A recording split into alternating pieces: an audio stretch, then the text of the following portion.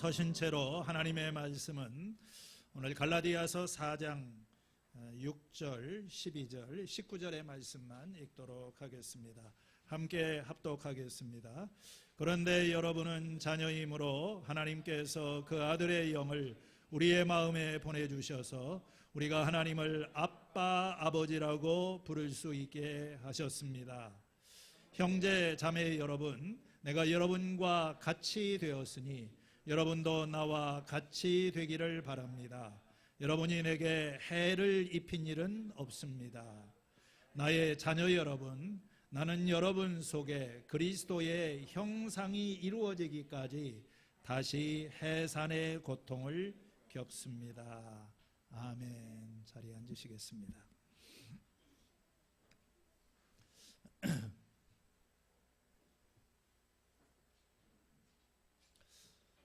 계속해서 교회적으로 우리가 갈라디아서의 말씀을 함께 읽어가고 있습니다. 갈라디아서는 짧지만 사실 좀 쉽지 않은 책입니다. 좀 딱딱하고요. 어떤 그 논리적인 이 논쟁이 이 많은 부분을 차지하고 있기 때문에 그 흐름을 따라가는 것이 좀 어렵게 느껴질 수 있습니다. 그런데 이 갈라디아서를 읽다 보면 이 편지를 쓴 사람의 어떤 솔직한 감정이 곳곳에서 드러나기도 합니다. 이 갈라디아 교인들을 향한 바울의 그 애정, 관심, 실망, 분노, 좌절, 때로는 이 경악의 감정까지 이 다양한 감정의 표현들을 우리가 보게 됩니다. 1장 초반부에서 나는 여러분들이 그렇게 속히 이 바른 복음을 떠나서 다른 복음으로 넘어가는데 난 놀라지 않을 수가 없다. 서프라이즈 이야기를 합니다. 내가 전하지 않은 다른 복음을 전하는 사람은 저주를 받을 것이다. 아주 이 격앙된 감정을 표출하기도 합니다.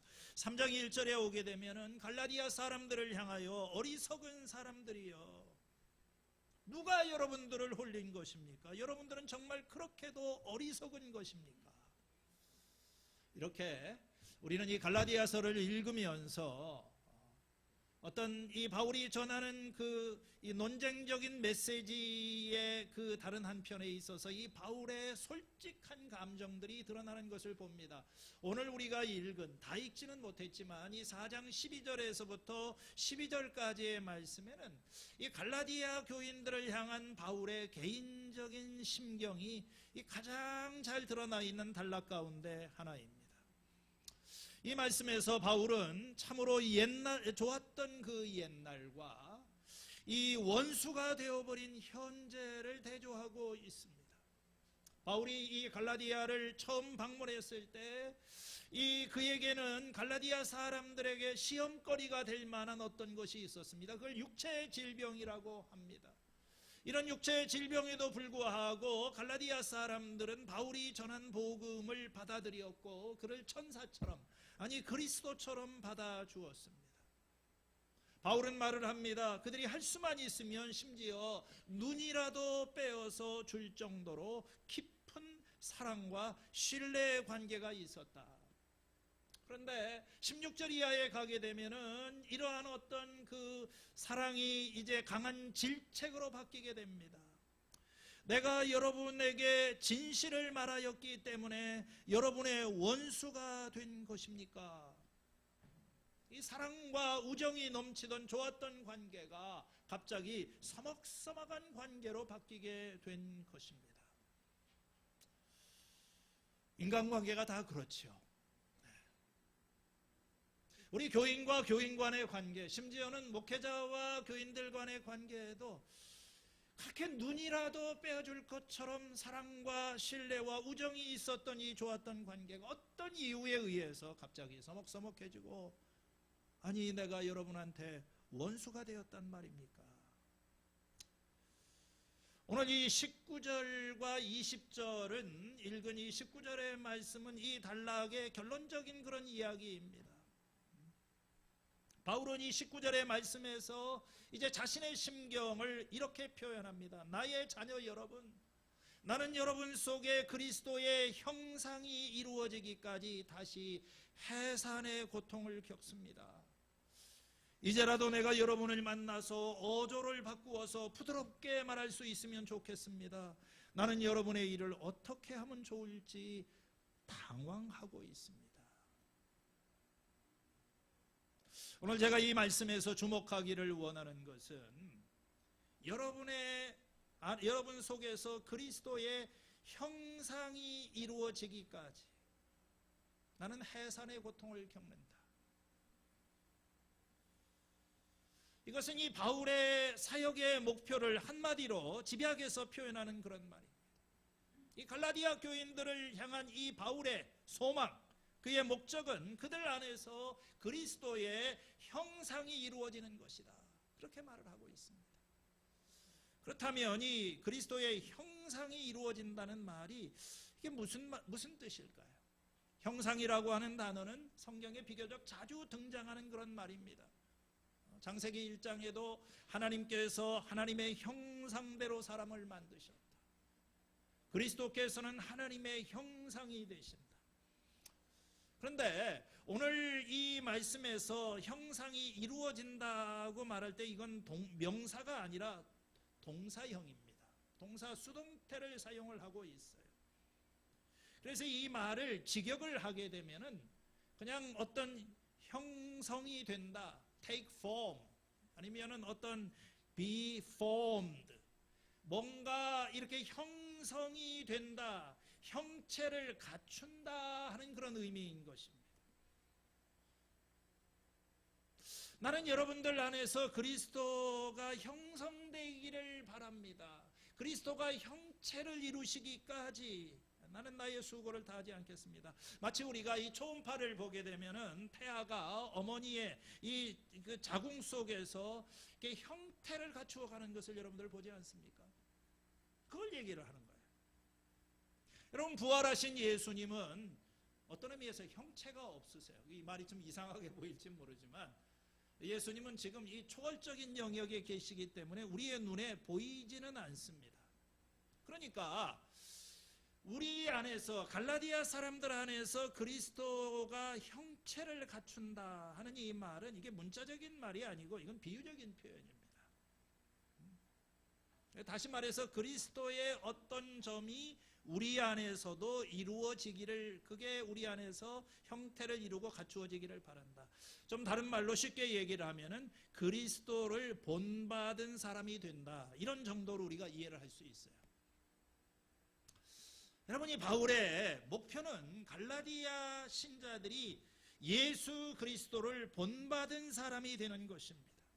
자, 그렇다면 한 번 더 묻습니다.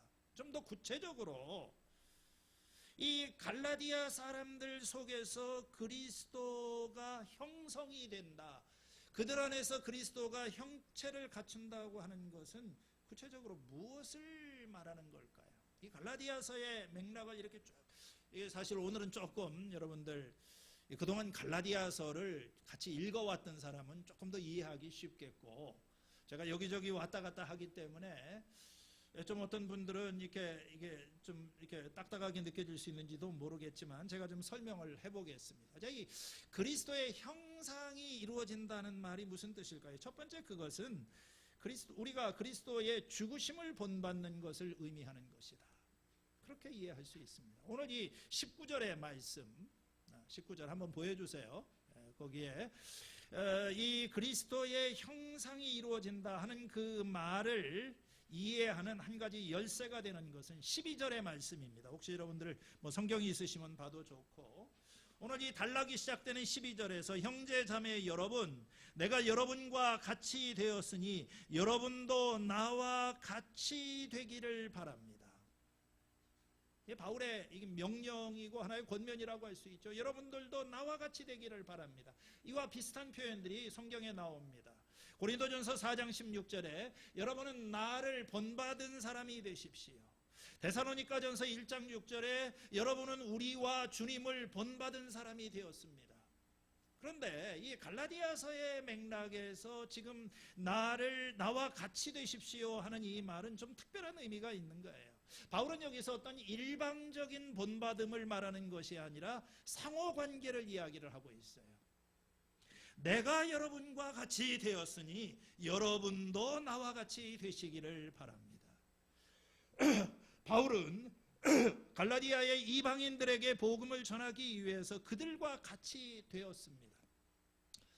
고린도전서 9장 21절에 보면 이렇게 말합니다. 율법이 없는 사람에게는 내가 하나님의 율법이 없는 사람이 아니지만 율법이 없는 사람들을 얻으려고 율법이 없는 사람같이 되었습니다.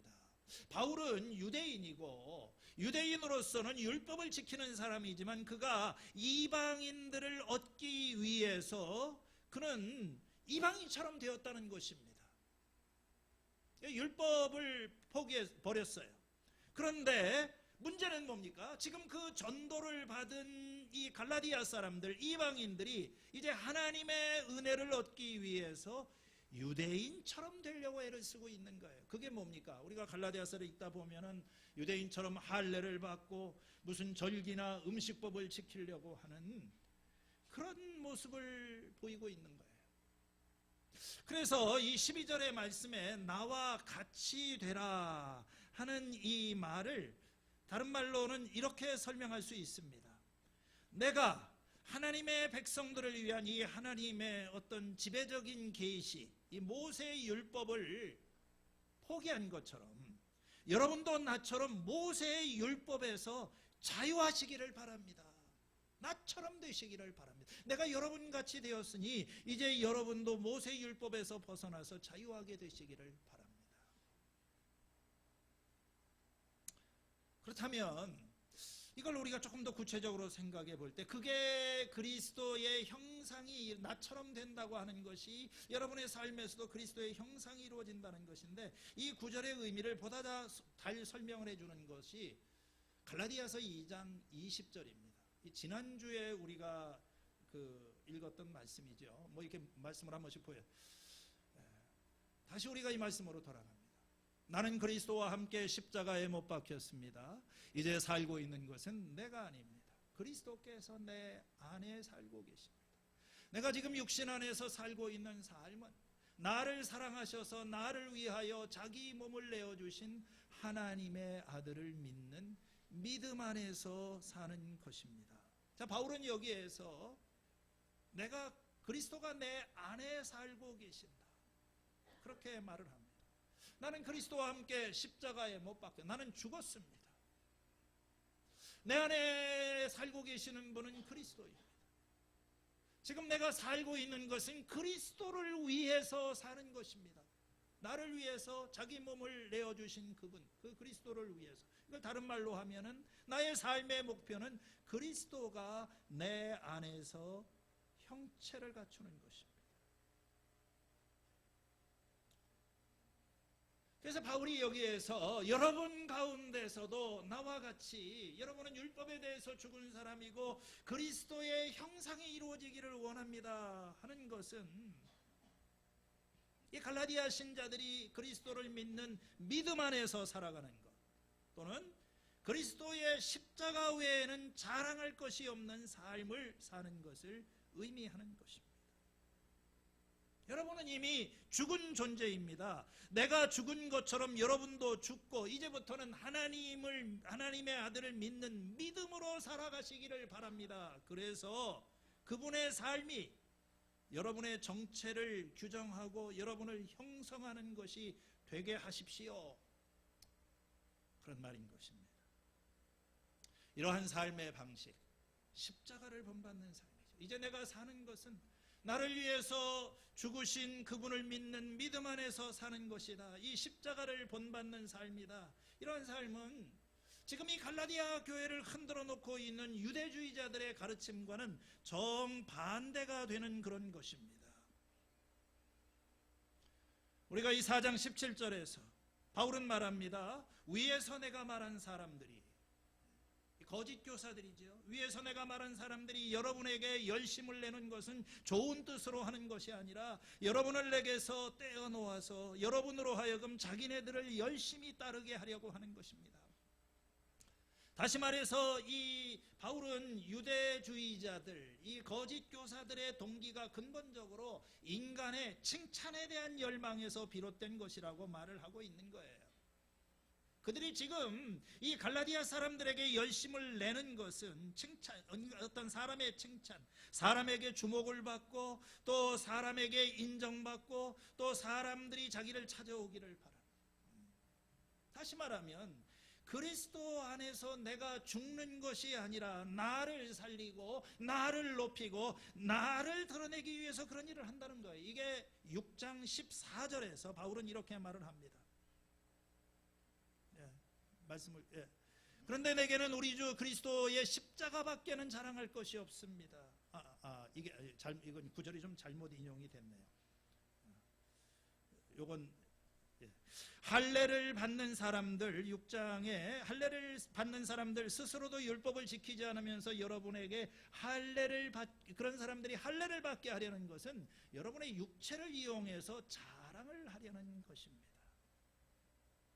이게 다 뭐냐면요, 할례를 받는 그런 목적도 그걸 통해서 자신을 높이고 자신을 드러내고 자기 육체를 이용해서 자랑을 하고 있다. 교만의 뿌리를 받고 있다.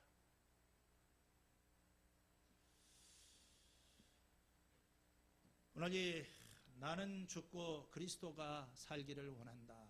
여러분 속에서 그리스도의 형상이 이루어진다 하는 것은 이렇게 그리스도를 높이고 또 십자가의 죽음을 본받는 삶을 살아가는 것이다.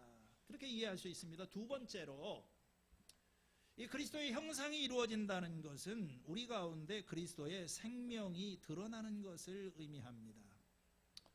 오늘 이 20절에 4장 20절의 말씀을 지난번에도 말씀을 드렸던 이 메시지 성경, 우리 목자님 가운데 한 분이 아주 메시지 성경을 사랑하십니다. 여러분들이 읽어보면 이해가 쏙쏙 되는 것 같아요. 여기에 여러분 안에 그리스도의 형상이 이루어지기까지 해산의 고통을 겪는다 하는 말을 어떻게 풀어서 이렇게 설명했습니다. 여러분은 내가 얼마나 절절한 심정인지 아십니까? 이 심정은 그리스도의 생명이 여러분의 삶에서 드러날 때까지 계속 이어질 것입니다. 그리스도의 생명이 여러분 속에서 드러날 때까지 나는 산고를 겪고 있는 어머니와 같은 심정입니다. 바울은 여기에서 굉장히 독특한 이미지를 사용을 하고 있어요. 바울은 여기서 자기 자신을 임신을 한 어머니에게 비유를 하고 있는데 그뿐만 아니라 이것은 여기에 지금 그리스도 산고를 겪고 있다고 하는 이 말 속에는 갈라디아 사람들 자신이 그들의 태 속에 그리스도를 품고 그 태아가 완전하게 자랄 때까지 더 많은 임신 기간을 지금 필요로 하고 있는 그런 상황, 그런 이미지인 것입니다. 나는 여러분 속에 이 잉태된 그리스도가 형체를 갖추면서 이제 그 형체가 온전히 이루어지기까지 나는 여러분들을 위해서 이 산고를 겪는 어미와 같다. 뭐 그런 말이죠. 좀 복합적인 표현입니다. 여러분, 바울은 갈라디아 교인들에게 어머니 같은 존재입니다. 그가 처음으로 복음을 전했고 교회를 세웠고 복음으로 그들을 낳았고 양육을 했습니다. 비록 지금은 그들을 떠나 있지만 그들을 잊지 않고 가슴에 품고 기도하면서 그들의 영적 성장을 지켜봅니다. 이렇게 어렵게 세워진 이 수고를 통해서 세워진 교회가 바울이 떠난 다음에 거짓 교사들이 들어와서 미혹을 받고 진리를 떠나고 잘못된 길로 가고 있다는 소식을 들었을 때 바울의 마음이 얼마나 미어지고 얼마나 당황스러웠을까. 뱃속에서 마치 잘 자라던 태아가 갑자기 유산 위기에 처한 것과 같다, 이렇게 말할 수 있을 거예요. 바울은 말합니다. 오늘 여러분들 안에서 그리스도의 형상이 이루어질 수 있도록 다시 해산의 수고를 내가 겪습니다. 여러분, 해산의 고통처럼 큰 고통은 없죠. 아이 낳는데 한 번만 고통을 했으면 됐지. 이걸 또 통과가 안 돼가지고 한 번 더, 또 안 돼가지고 또 한 번 더 다시 얼마나. 여러분, 여기 이 바울은 아이를 낳은 뒤에 그 아이가 마땅히 우리가 기대하는 성인으로 자라나기 위해서 힘겹게 나아가는 모습을 보면서 해산의 고통을 느끼는 어머니와 같다, 이렇게 말을 합니다. 빗나간 자녀를 바른 길로 돌아오게 하는 것 쉽지 않은 일입니다. 한 영혼을 돌보는 것, 이 그리스도 안에서 이제 가태하는 그 사람이 하나님 앞에 온전한 사람으로 성장하도록 돌보는 일, 쉬운 일 아니죠. 수고가 필요합니다. 해산의 수고가 필요합니다.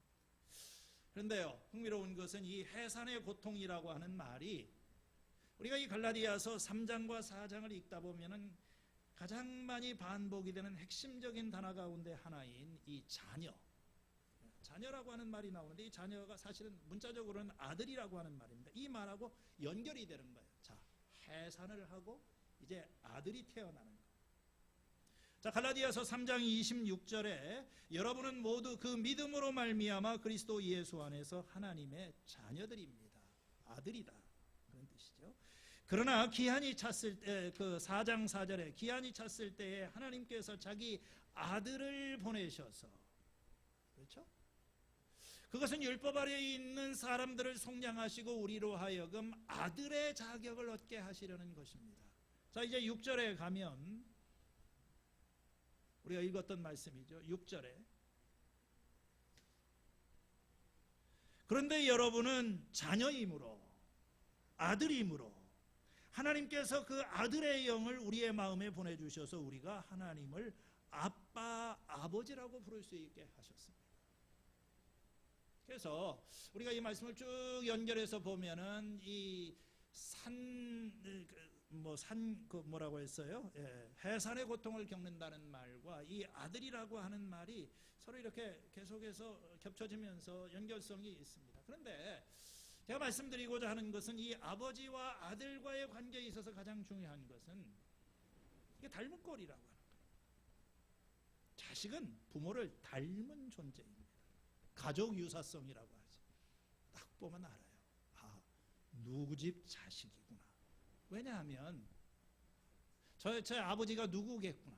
왜냐하면은요, 이 자녀는 부모의 형상이기 때문에 그런 거예요. 부모가 누구인지를 보여주는 그런 그 모습을, 자식의 모습을 보면 부모의 모습이 거기 딱 애들 행동하는 거 보니까 아, 누구 집 자식이구나. 오늘 이 본문에서 제기되는 중요한 질문은, 지금 이 갈라디아 교인들이 침례도 받고 예수님의 죽으심에 동참해서 믿음의 가족이 되었고 그들은 악한 세대로부터 분리되었지만 이 거짓 교사들이 들어와서 그걸 뒤집어 버린 거예요. 그래서 그들은 이제 그리스도를 본받은 사람이 아니라 세상을 본받은 사람처럼 그런 패턴으로 돌아가고 있는 거예요. 이 바울의 눈에 비춰진 갈라디아 사람들의, 교인들의 모습은 참 안타깝고 너무 슬픈 것입니다. 명목상으로는 분명히 하나님의 아들입니다. 근데 하나님을 닮지를 않았어요. 그리스도의 사람이지만 그리스도를 닮지 않았습니다. 오히려 그들의 삶의 모습을 보면 세상을 더 닮아 있어요. 시기하고 분쟁하고 세상의 종노릇을 하고, 이 하나님의 은혜의 복음은 저버리고 그냥 자기를 의지하고 자기 주도적으로 자기 힘으로 이렇게, 그러면서 고달픈 인생을 살아가는 거예요. 바울이 말하는 겁니다. 도대체 여러분은 그 많은 체험이 다 어디로 갔습니까? 성령 체험 다 어디로 갔습니까? 어찌하여 여러분들은 그 무력하고 천하고 유치한 교훈으로 되돌아가서 또다시 그것들에게 종노릇을 하고 있는 것입니까? 이 교회의 존재 목적은 그리스도를 이 세상에 보여주는 것입니다. 여러분, 예수님은, 부활하신 예수님은 우리 눈에 보이지는 않습니다. 그리스도께서 자신의 존재를 드러내시는 방법은 그것은 교회를 통해서, 그래서 교회를 그리스도의 몸이라고 하는 거예요. 교회를 보고 그리스도가 어떤 분인지를 사람들이 알게 되는 것입니다. 문제는 오늘 세상 사람들의 눈에 비친 교회의 모습이 썩 아름답지 못하다는 거예요. 오늘 교회 안에서 예수님의 모습은 보이지는 않고 사람의 모습만 보이는 거지. 그래서 우리가 이 세상에 그리스도를 보여주는 공동체가 되려면 먼저 우리 안에서 그리스도가 형성되어야 됩니다. 좀 이렇게 표현을 그렇게 하자면, 우리가 요즘에 영성 또는 영적 형성이라는 말을 자주 사용합니다. 이 영성이라는 말이 굉장히 모호하기 때문에 정확하게 정의하기가 힘들지만, 그냥 한마디로 영 안에서 살아가는 삶, 이렇게 정의할 수 있어요. 그리스도와 더불어 그리스도 안에서 사는 삶, 이 그리스도 안에서 풍성하게 계시된 하나님의 사랑과 은혜를 경험하면서 그리스도의 영 안에서 살아가는 거다. 이 영적 형성이라는 말도 많이 있습니다. 그러니까 우리가 이 영적인 삶이 우리 속에서 형성이, 영적인 존재로 우리가 형성이 되는 거죠. 이 바울이 쓴 편지나 이 성경의 많은 부분은 어떤 지식을 전달하는 것이 아니라 행위를 빚어내거나 삶의 패턴을 이렇게 만들어가는 것, 그 패턴을 바꾸는 데 있는, 이걸 영적인 형성이라고 합니다. 로마서 12장 1절. 형제자매 여러분, 나는 여러분의 하나님의 자비하심을 힘입어서 여러분에게 권합니다. 여러분의 몸을 하나님께서 기뻐하실 거룩한 산 제물로 드리십시오. 이것이 여러분이 드릴 합당한 제물입니다. 그 다음 귀절인데 이걸 빼먹었네요. 여러분은 이 시대의 풍조를 본받지 말고 마음을 새롭게 함으로 변화를 받아서, 이 변화를 받는다. 영어로는 transform이죠. 하나님의 선하시고 기뻐하시고 온전하신 뜻이 무엇인지 분별하도록 하십시오. 여러분은 이 세상의 풍조를 본받지 말고 마음을 새롭게 함으로 변화를 받으십시오. 여러분, 누구를 본받을 것인가? 무엇을 본받을 것인가? 다시 말하면 무엇이 우리의 존재나 사고방식을 형성하는가? 이게 중요한 거죠. 여러분, 세상은 끊임없이 우리들에게 영향을 발휘합니다. 이 시대의 풍조, 이 시대의 사상이 우리를 그 틀 속에 넣어놓고 우리의 생각을 그런 형체로, 그래서 그런 사람을 만들어내는 거예요. 그런 교육을 받고 그런 삶을 살도록. 여러분들은 세상의 풍조를 받지 말고 변화받으십시오. 지금 바울이 바라보는 이 갈라디아 교회 신자들이 이게 뭔가 잘못되고 있어요. 분명히 하나님의 자녀인데 그리스도를 본받는 게 아니라 잘못된 방향을 받고 있어요. 잘못된 영향을 받고 잘못 형체를 갖추어 가고 있는 겁니다. 이게 이상하게 이게 돼가고 있는 거예요. 바울은 이런데 절망감을 느끼는 것입니다. 어떻게 하면 새롭게 될 수가 있을까? 마음을 새롭게 함으로 변화를 받으라. 여러분, 우리가 이 영적인 형성의 출발점은 마음이 새롭게 되는 것입니다. 이 변화는 내면에서부터 시작이 되는 것입니다. 예수님의 제자로 살아가는 거지. 그리스도와 연합해서 하나님의 백성들과 함께 그리스도의 형상을 닮아가도록 자라나고, 다른 사람들이 예수님을 알고 닮아가도록 도와주면서 세상 속에서 인간으로서 충만한 삶을 살아가는 것, 이것이 제자의 삶인 것입니다. 이렇게 예수님과 친밀한 관계 속에서 성장을 하다 보면 우리의 성품이, 우리의 사고가 점점점 주님을 닮아 본받아 가면서 변화가 돼가게 되는 거예요. 이게 그리스도가 이제 우리 안에서 형체를 갖추기 시작하는 것입니다. 그래서 이 그리스도가 우리 안에서 형상을 이룬다는 것은 예수의 생명이 우리 속에서 나타나는 거예요. 이 예수님이 내 안에 살고 계시니까 이제는 내가 사는 것이 아니라 이제는 내 안에 계시는 그리스도께서 사시는 것이다. 이게 바울의 목표이고 그리스도인의 삶의 목표인 것입니다. 바울은 빌립보서 3장 10절에 인생의 말년에 기록한 편지에서 이렇게 말을 합니다. 내가 바라는 것은, 이 노사도 바울의 마지막 소망입니다. 나의 소망은, 내가 바라는 것은 그리스도를 알고 그분의 부활의 능력을 깨닫고 그분의 고난에 동참하여 그분의 죽으심을 본받는 것입니다. 본받는다. 그리스도가 내 안에서 형체를 이루시는, 그것은 바로 뭐냐면 내가 그리스도를 본받는다는 말의 핵심은 그분의 죽으심을 본받는 것이다. 십자가를 본받는 삶이다.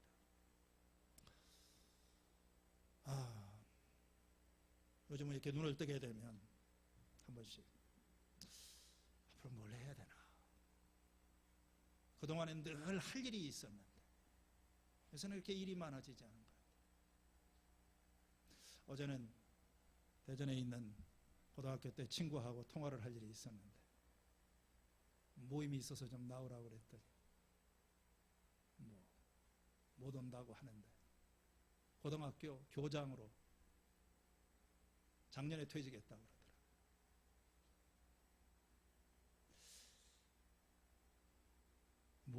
우리의 삶의 목표가 뭡니까? 저는 이렇게 말씀을 가르치고 뭔가를 이렇게 끊임없이 뭔가를 하려고 했었는데, 이게 이제 나의 남은 삶은 저도 그래요. 그리스도를 담는 것, 이게 중요하지요. 그게 우리의 목표지요. 무슨 성경 공부 자체가 목적이 아니고 설교 자체가 목적이 아니고, 그래서 사람들이 내 안에서 그리스도를 보고 그리스도가 내 안에서 형체를 이루는 거예요. 이 형체가 없어요. 형체가 예수님의 형체가 없어요. 그렇게 교회를 많이 다녔는데 예수님은 보이지가 않는 겁니다. 이 형체가 이루어지지 않았기 때문에 내 형체만 있습니다. 그래서 참 우리의 바울은 내가 이 그리스도의 죽음을 나를 보게 되면 이 십자가를 본받는 삶, 그리스도의 형상이 이루어지는 것이 자신의 목표이고 이 갈라디아 교인들을 향한 사역의 목표라고 이야기를 합니다. 자, 그렇다면 마지막으로 이거 어떻게 하면 이렇게 이 일이 이루어질 수 있을까요? 어떻게 하면 우리가 하나님의 자녀로서 정체성을 가지고 그리스도의 형상이 내 안에 도대체 어떤 조건 하에서 그게 가능하게 될까요? 그 첫 번째 대답이 갈라디아서 4장 6절입니다. 이거 한번 여러분들 성경이 있으시면 읽어보시고 같이 한번 읽겠습니다. 4장 6절에 그런데 여러분은 자녀이므로 하나님께서 그 아들의 영을 우리 마음에 보내주셔서 우리가 하나님을 아빠 아버지라고 부를 수 있게 하셨습니다. 하나님의 자녀에게 뭘 보내셨다고요? 그 아들의 영을 보내셨다. 여러분, 이 그리스도인은 영을 받은 사람입니다. 우리가 예수님을 영접하게 될 때 하나님의 영이 내 안에 들어오시게 되는 거예요. 지금 이 6절의 말씀은 그리스도께서 우리 안에 들어오시는 방법은 그의 성령을 통해서 되는 것이다. 여러분, 우리가 그리스도의 형상이 이루어지는 것은 사람의 힘으로 되지 않습니다. 성령님이 역사하셔야 돼요. 성령 안에서 태어나야만 되는 것입니다. 성령께서 나를 새롭게 하시고 이렇게 태어난 성령 안에서 태어나고 이 성령이 내 안에 들어오시게 될 때 내 안에 새로운 욕구가 생기고 새로운 능력이 주어지게 되고, 기도도 마찬가지예요. 기도도 자기가 막 하려고 하는 그런 사람들이 있고 오래 못 갑니다. 눈치 봐서 기도하고. 그러나 기도는 뭐냐면 내 안에 계시는 성령님께서 부르짖으시는 거예요. 여기 6절에 나오는 대로 우리가 하나님을 아빠 아버지라고 부른다고 돼 있는데, 이 말의 원래적인 의미는 성령이 내 안에서 부르짖으신다는 거예요. 하나님을 향해서. 그러니까 내 안에 성령님이 계시면서 나로 하여금 부르짖지 않을 수 없도록 성령께서 내 안에 일하시는 그런 결과, 이 바울이 그리스도를 본받는 사람이 된 것은 그가 한 일이라고 하기보다는 그에게 일어난 일이에요. 일어난 일입니다. 바울이 그리스도를 본받는 사람이 된 것은 그가 그리스도 안에 있고 그리스도가 바울 안에 계심으로 나타난 결과입니다. 이건 우리 안에 계시는 내면의 변화, 그 성령의 역사인 것입니다. 예수님 말씀하셨어요. 너희의 의가 서기관과 바리새인보다 낫지 않으면 결단코 천국에 들어가지 못한다. 이 말을 듣는 사람들이 무슨 생각했을까요? 야, 나는 틀렸구나. 왜냐하면요, 바리새인처럼 이 헌신되고 경건한 사람으로 공인된 사람들이 없었어요. 내가 어떻게 바리새인의 의를 능가할 수 있느냐? 내가 하나님 나라에 절대 못 들어간다, 이렇게 생각했을 것입니다. 그런데 이 복음의 놀라운 그 진리는 바로 이것입니다. 믿음으로 하나님께 나오는 사람은 누구든지 새 생명을 받고, 그 새 생명은 우리 마음으로부터 시작하여서 그 사람 전체를 변화시킨다. 아무리 평범한 사람이라도 자신의 마음을 하나님께 바치면 바리새인의 의를 능가하게 된다. 왜냐하면 우리의 의라고 하는 것은 우리 안에서 계시는 성령의 역사의 결과이기 때문에 그래요. 그래서 이 고린도 후서 3장 17절과 18절 말씀에서 이렇게 말을 합니다. 주님은 영이십니다. 주님의 영이 계신 곳에 자유가 있습니다. 참 놀라운 말씀이죠. 우리 안에 있는 이 마음의 평안과 감사와 진정한 자유는 이건 뭡니까? 주님의 영이 계신 곳에 자유가 있다. 우리는 모두 너울을 벗어버리고 주님의 영광을 바라봅니다. 이렇게 해서 우리는 주님과 같은 모습으로 변화하여 점점 영광에 이르게 되는 것입니다. 이것은 영이신 주님께서 하시는 일입니다. 우리가 이제 나중에 고린도 후서의 말씀도 읽겠지만 이것도 보면은 모세 율법 아래에 있는 옛 언약과 그리스도 안에서 시작된 새 언약이 서로 대조가 되고 있어요. 옛 언약의 특징은 율법의 종노릇을 하면서 살아가는 것입니다. 이 새 언약의 특징은 믿는 자에게 주어진 성령입니다. 우리 안에 성령이, 새 언약은 뭐냐면 성령님이 우리에게 주어지신 거예요. 주님의 영이 있는 곳에 자유가 있습니다. 우리가 변화되는 것, 영광에서 영광으로 변화되는 것, 어떻게 그 일이 가능하게 될까요? 그 성령의 역사입니다. 그건 주님께서 하시는 거예요. 그래서 여러분들 이렇게 교회를 그렇게 오래 다녀도 성경 공부도 하고 또 기도도 하고 했는데 아직까지도 나는 이 그리스도의 형체를 이루지 못한, 정말 이건 무형의 그리스도인이다, 이런 분들은 여기서부터 시작하셔야 됩니다. 이건 내가 못하는 일이에요. 나는 성령이 필요합니다. 하나님 내 속에 들어오셔서 내가 주님을 모셔드립니다. 그리고 우리가 해야 될 일은 바라보는 거예요. 그렇죠? 그 영광을 바라본다. 여러분, 바라보는 게 중요합니다. 시간을 들여서 이제 성령님에게 주목하고 그리스도를 바라보고 묵상하는 거죠. 그래서 이 믿음은 뭐냐면은 예수님 바라보는 겁니다. 영적인 이 형성의 두 번째 열쇠는, 첫 번째는 성령의 역사이고 두 번째는 우리의 믿음입니다. 자, 이제 여러분들 뭐 성경에 이게 아마 잊을 수가 없을 것 같은데 3장 5절에, 갈라디아서 5절에 가면 바울은 이렇게 말을 합니다. 하나님께서 여러분에게 성령을 주시고 여러분 가운데서 기적을 행하시는 것은 여러분이 율법을 행하기 때문입니까? 아니면 믿음의 소식을 듣기 때문입니까? 그렇지 않으면 여러분이 복음을 듣고 믿어서 그렇게 하신 것입니까? 이게 무슨 말이죠? 하나님께서 우리에게 성령을 주시고 이 성령의 역사, 기적이 우리의 삶에 나타나고 있는 것은 이게 우리가 율법의 어떤 행위 때문에 나타난 것이냐, 아니라는 것입니다. 이 성령의 지속적인 공급, 이 역사는 믿음을 통해서 일어나는 것이다. 믿음이 답이다. 자, 성령님이 역사하십니다. 하나님께서 우리 안에서 이 형체를 갖추어 가시는 그런 삶으로 우리를 이끌고 해서 우리가 해야 될 일이 뭡니까? 우리를 믿음이라고 하는 것은 주님을 바라보는 것이고 내 마음을 열고 나를 내어 맡기는 것입니다. 하나님의 아들이 오셔서 나를 빚으시도록 그분을 의지하고 그분을 바라볼 때 그분께서 내 안에 들어오셔서 형체를 갖추어 가시는 것. 자신의 삶을 내려놓고 이제 내 삶의 주인은 당신이십니다. 이 완고한 마음, 어떤 굳어진, 이제 더 이상 저항하지 않고 손을 떼고 하나님 앞에 제가 주님을 바라봅니다. 이 믿음이죠. 믿음은 그리스도께서 당신의 삶에 하시는 일이, 하나님이 하시는 일이 내 스스로 할 수 있는 일보다 더 우선적이다. 그런 확신입니다. 이게 참 쉬운 일인 것 같지만 또 쉽지가 않습니다. 왜냐하면 믿기만 하면 되는데, 가장 쉬운 일이죠. 내려놓기만 하면 되는데, 그러니까 세상에서 가장 어려운 일이에요. 왜냐하면 우리의 이 본성이 그것을 거스리기 때문에 그래요.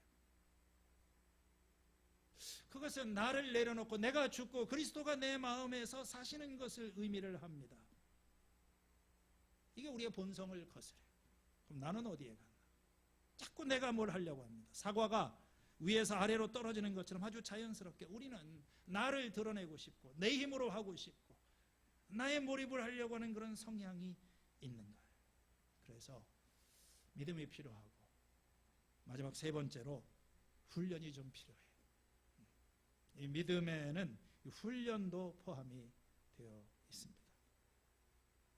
영적인 형성, 그리스도가 내 안에서 형성이 되고 형태를 갖추어 가시는 것은 하루아침에 하늘에서 뚝 떨어지듯이 그렇게 안 되죠. 우리 속에 있는 이 완고한 너무나도 오래된 육체의 습관, 이제 갈라디아서 5장 6장을 읽어나가면 그 문제를 다루고 있습니다. 우리를 자꾸 방해하고 있어요.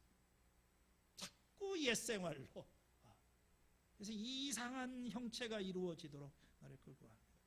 그래서 우리의 영적 성장을 돕는 그런 방법이 이 영적인 훈련인데, 이제 영적인 훈련에는 뭐 기도 훈련, 말씀 훈련, 묵상 훈련, 심지어는 금식 훈련, 혼자 있는 훈련, 요즘 훈련이 필요해요.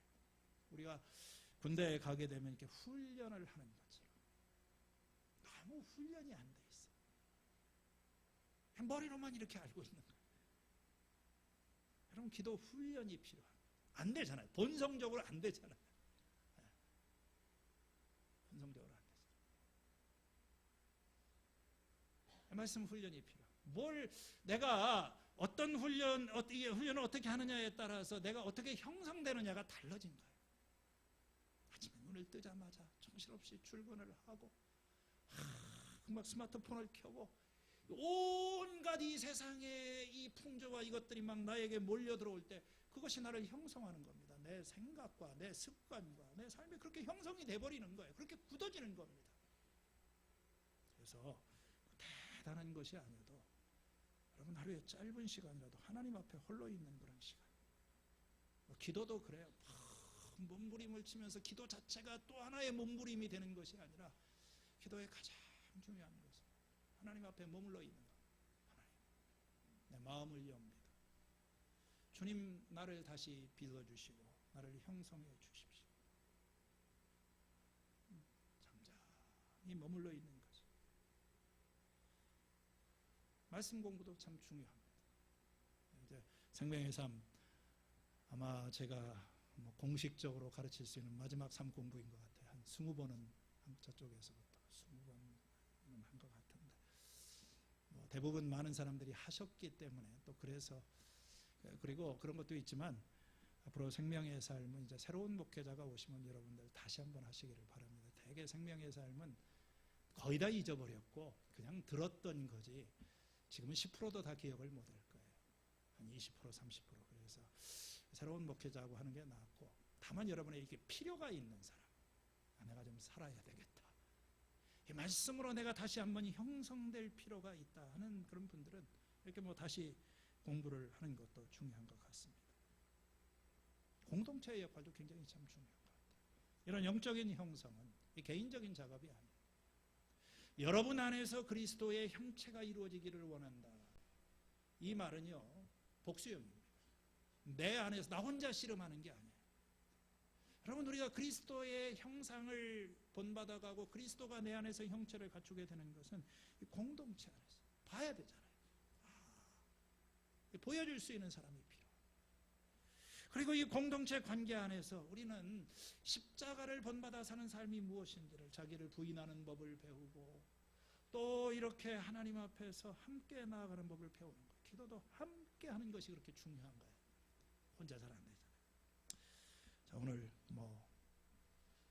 제가 이 정도까지만 그냥 말씀을 드리겠습니다. 설교를 여기서 더 길게 하는 것이 무슨 의미가 있겠습니까? 이번 한 주간 동안 두 가지 삶의 방식이 있죠. 그냥 내 멋대로 살고 그냥 되는 대로 닥치는 대로 내가 이렇게 받아들이는 그것들이 나를 형성하면서 그런 마귀의 형상, 세상의 형상, 아주 흉악한 형상들이 내 속에 드러날 수도 있고, 심지어는 목회자도 그렇지 않습니까? 평소에는 인자하게 보이다가 갑자기 화를 내게 될 때는 저분이 목사님인지 마귀 자식인지 이렇게 훈련이 좀 필요한 것 같아요.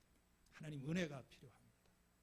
여러분, 하나님이 주시는 이 그리스도를 형상을 닮은 자에게 주시는 이 자유와 은혜와 축복을 이 한 주간도 경험하시는 우리 하나님의 백성들 되기를 축원합니다. 하나님 아버지 감사합니다. 내 삶의 소망, 우리의 소원,